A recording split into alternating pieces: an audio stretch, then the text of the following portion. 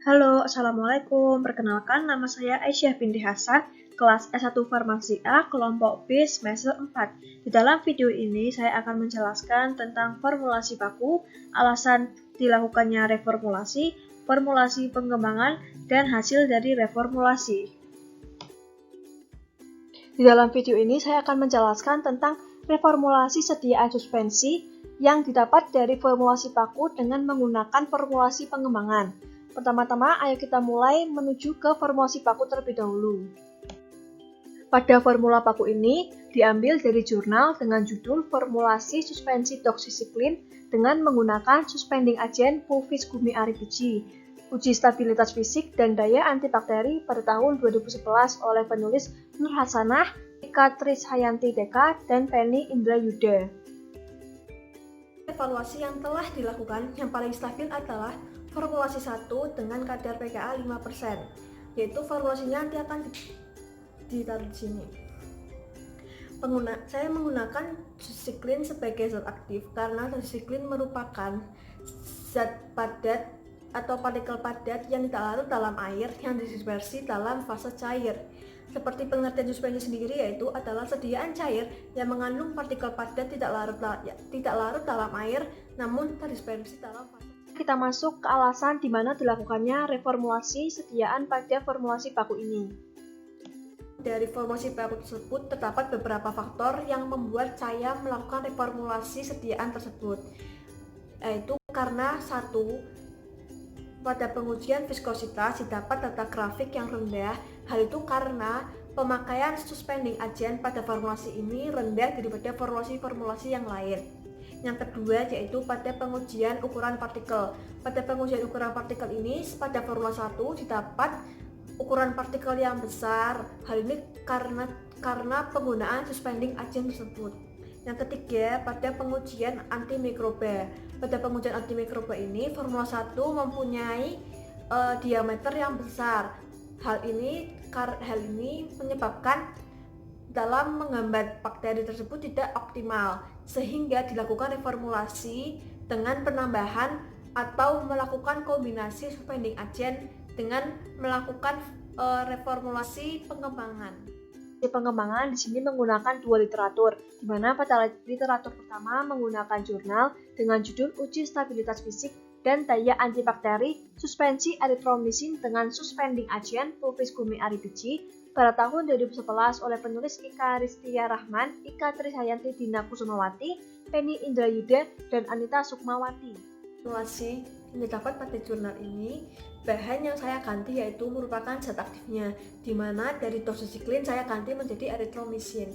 Pergantian ini karena doxycycline dan erythromycin itu merupakan sama-sama sediaan atau bahan yang tidak larut air namun terdispersi pada zat cair. Dan juga doxycycline dan erythromycin itu sama-sama antibiotik dan memiliki spektrum yang luas. Dan juga daya serat atau daya hambat pada antibakterinya itu stabil dan baik.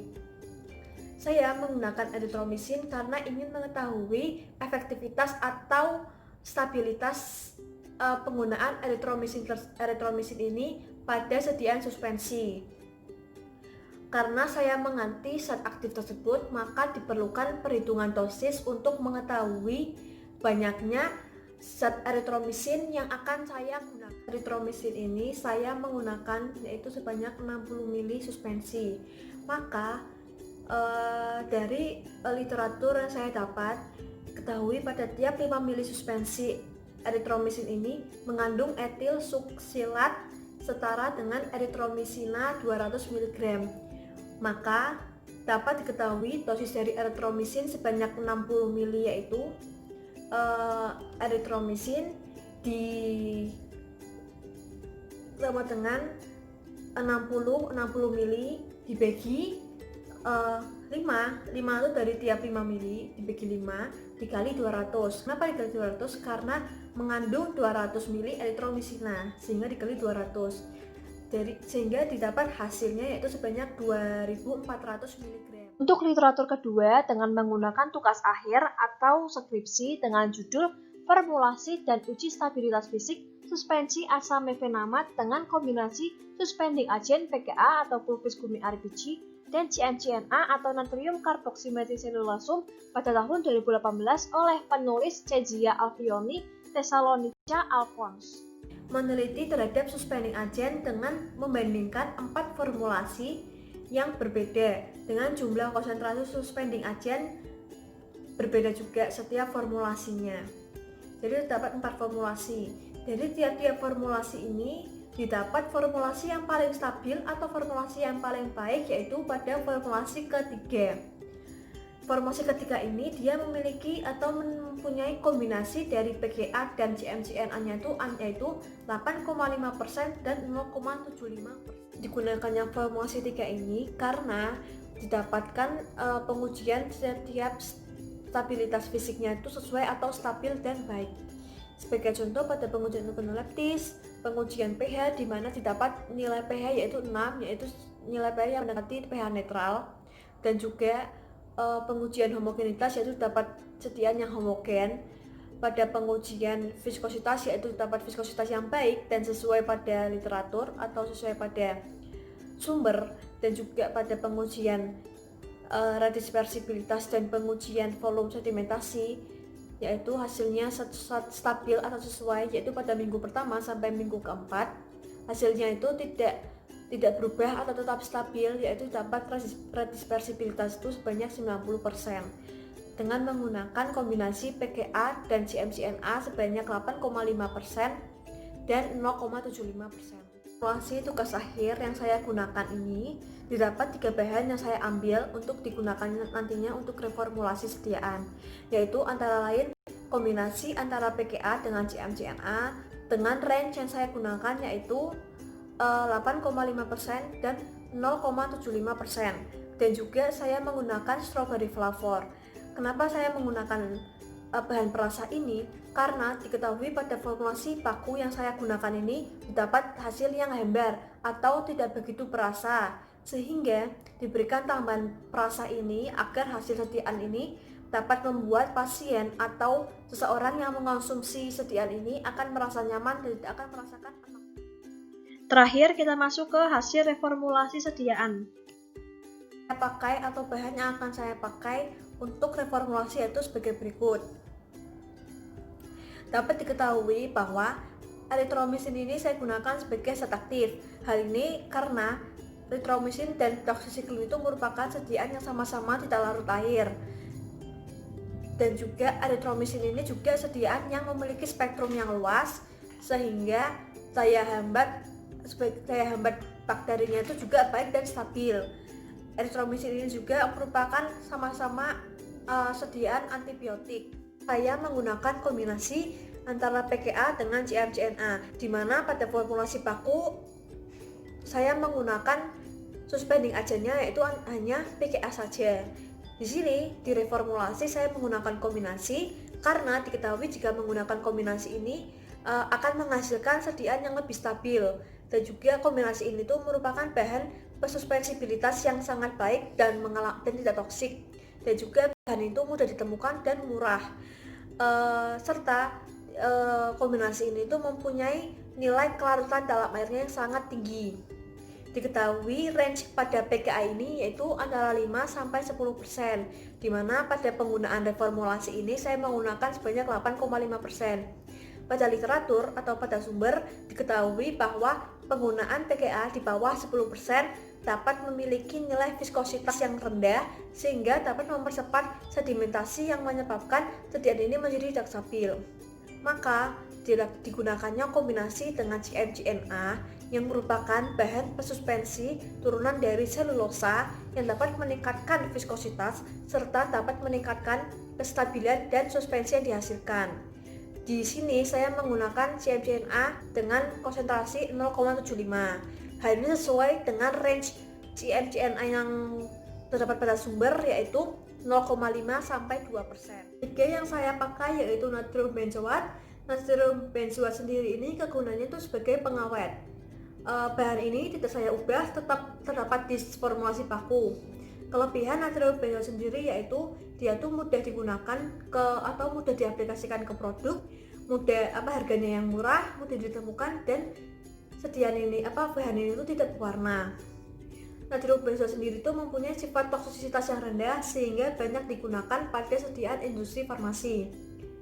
Natrium benzoat ini penggunanya itu sudah digunakan secara luas baik di makanan maupun di industri-industri lainnya.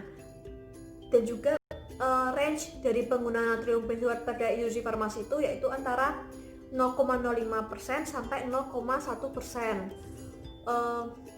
Fungsi utama dari natrium benzoat sendiri itu sebagai antimikotik agen, di mana itu untuk menghambat pertumbuhan kapang dan kamir. Sehingga dari penggunaan suspending agent dan penguat ini sama-sama dia tuh menghambat pertumbuhan bakteri, dan juga zat aktif yang digunakan juga memiliki sifat yang menghambat pertumbuhan bakteri sehingga tidak diperlukan adanya humektan atau wetting agent. Bahan keempat yaitu asam sitrat. Asam sitrat ini kegunaannya itu sebagai acidifier, di mana fungsi dari acidifier ini yaitu sebagai mengatur pH, meningkatkan kestabilan dari suspensi, memperbesar potensi pengawet, dan dapat meningkatkan kelarutan. Asam sitrat ini dia tuh sangat mudah larut dalam air, dia mempunyai rasa yang sangat asam dan juga tidak berbau dan tidak berwarna. Asam sitrat ini dia tuh mengandung tidak kurang dari 99,5% dan tidak lebih dari setara dengan 101 derajat Celcius dari C6H8O7 dihitung dengan mengacu pada substansi anhidratnya. 5 yaitu natrium hidroksida, di mana kegunaan dari natrium hidroksida ini sebagai pembasah atau pelarut. Natrium hidroksida ini digunakan untuk membasah sediaan suspensi agar menjadi basah, di mana agar sesuai dengan syarat uji pH suspensi yaitu antara 5 sampai 7. 6 yaitu sediaan strawberry flavor. Di sini kegunaannya itu sebagai flavoring agent. Sediaan ini tadinya itu tidak terdapat pada formulasi baku. Di sini saya menambahkan karena sediaan suspensi yang terdapat pada formulasi baku ini memiliki hasil yang hambar, dan banyak pasien atau konsumen yang mengonsumsi ini tuh tidak menimbulkan rasa senang. Sehingga di sini saya ingin memperbaiki rasa dari sediaan yang dihasilkan. Dan juga pada penambahan strawberry flavor ini saya tidak menggunakan range karena ditakutkan jika penggunaan strawberry flavor atau rasa strawberry yang berlebihan ini dapat menimbulkan rasa yang enak atau berlebihan. Penggunaan strawberry flavor ini hanya secukupnya saja, tidak perlu berlebihan. Yang ketujuh, saya menggunakan sirup simplex. Kegunaan sirup simplex ini sebagai korigen.